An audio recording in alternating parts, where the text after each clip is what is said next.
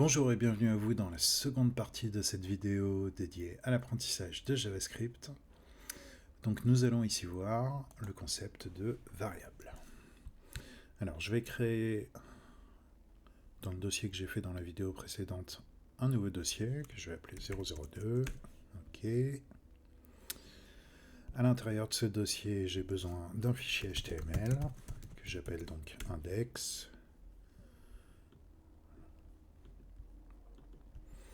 Et également donc un dossier que je nomme JS et qui va lui-même contenir un fichier qu'on va appeler main.js.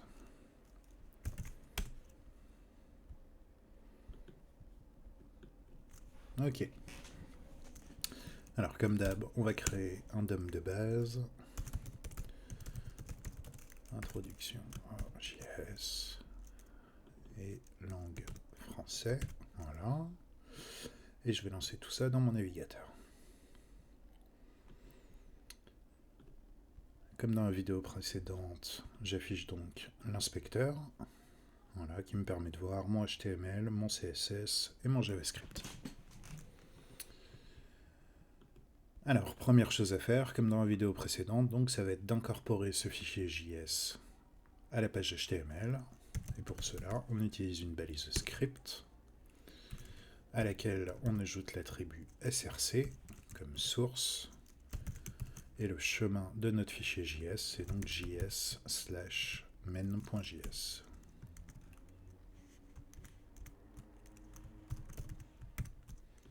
Ok, on vérifie que tout marche bien. Je vais juste mettre un petit alerte. Donc c'est la fonction qu'on a vue dans la vidéo précédente. Voilà. Et là, si je rafraîchis, j'ai bien mon JavaScript qui s'exécute. Alors, déjà, qu'est-ce qu'une variable? Une variable, c'est un endroit dans lequel on va pouvoir stocker une donnée. Donc cette donnée, elle peut être plus ou moins complexe. Ça peut être simplement du texte, un chiffre, ou ça peut être un objet. Donc un objet en JavaScript, c'est un objet qui va contenir plusieurs données. Voilà. Donc pour créer une variable en JavaScript, on commence par écrire le mot-clé var, comme variable. Ensuite, on doit donner un nom à cette variable. Donc je vais l'appeler ma variable ici.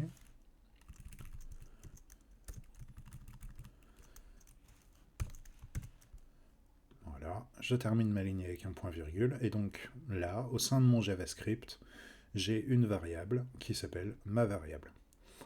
Alors, petite chose au niveau des conventions de nommage. Le nom d'une variable donc, ne peut pas contenir d'espace et on l'écrit toujours en camel case. Donc le camel case, c'est une façon d'écrire. C'est ce qu'on a ici au-dessus. On commence en fait, vous voyez ma variable, c'est deux mots. Donc le premier mot en minuscule, ma. Et ensuite, à chaque nouveau mot, on met la première lettre du mot en majuscule. Ma variable. Et si c'est une variable super importante, on peut l'appeler ma variable, super avec un S majuscule, importante avec un I majuscule. Voilà, ma variable super importante. Ça, c'est le camel case. On commence jamais le nom d'une variable par une majuscule, tout simplement parce que, bon, c'est encore des histoires de convention, hein, ça fonctionnera sans souci, mais tout ce qui commence par une majuscule, c'est ce qu'on appelle une classe, donc on verra ça un peu plus tard. Voilà. Donc là, on a créé une variable, et cette variable, elle n'a pas de valeur. Mais déjà, si je me rends dans l'inspecteur de Chrome et que je tape dans ma console ma, vous voyez qu'il me propose ma variable. Si je valide avec entrée, donc il me dit que cette variable est undefined, autrement dit, elle n'a pas de valeur.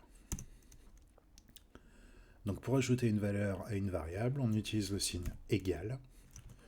Et donc là, je vais lui donner comme valeur, par exemple, slasher academy. Donc ma variable égale, entre guillemets, puisque là je suis en train d'écrire une chaîne de caractères, et ce que j'ai envie d'écrire. Du coup, si maintenant dans ma console j'écris ma variable, vous voyez que Chrome, bon, sans valider, m'affiche le résultat. C'est un peu une preview, un petit peu si vous voulez, de la valeur. Et si je tape ma variable, la valeur c'est Slasher Academy. Ensuite, si on veut changer la valeur d'une variable, on écrit simplement son nom, plus besoin du mot-clé var. Le mot-clé var, on l'utilise seulement au moment où on va créer la variable. Là, j'ai envie de faire une opération sur ma variable, donc j'écris simplement son nom et je vais changer sa valeur. Je vais dire que maintenant, ma variable a la valeur de... C'est super. Si dans l'éditeur, je viens maintenant écrire ma variable, sa valeur est c'est super. Donc on a la possibilité d'afficher la valeur de la variable dans la console automatiquement. Et donc pour ça, on a une instruction JavaScript qui est console.log.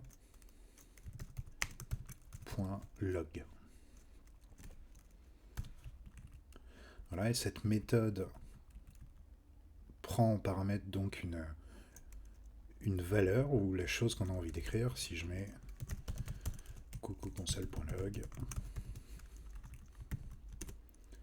voilà, automatiquement, vous voyez, dans ma console, dès que la page se charge, j'ai mon message qui apparaît. Donc c'est une instruction qui va nous permettre de débugger nos programmes.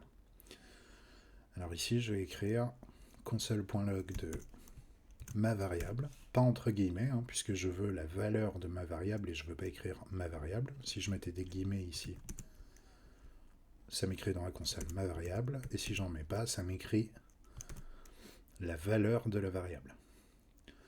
Donc là, ça m'écrit Slasher Academy, pourtant, à la fin du programme, on a mis que ma variable était égale à c'est super. C'est tout simplement puisque le JavaScript, il s'exécute de haut en bas dans le fichier. Et donc, dans un premier temps, on crée une variable qui a la valeur Slasher Academy. On log la valeur de cette variable et ensuite on change la valeur de la variable. Donc si on remet la même instruction après avoir changé la valeur de la variable, ça va nous permettre, vous voyez, de loguer la valeur de la variable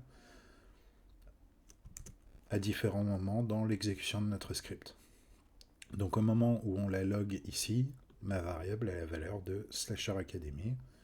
Et au moment où on la log à la fin du programme, eh bien on a changé sa valeur par c'est super. C'est pourquoi on a Slasher Academy en premier log, puis c'est super en deuxième log.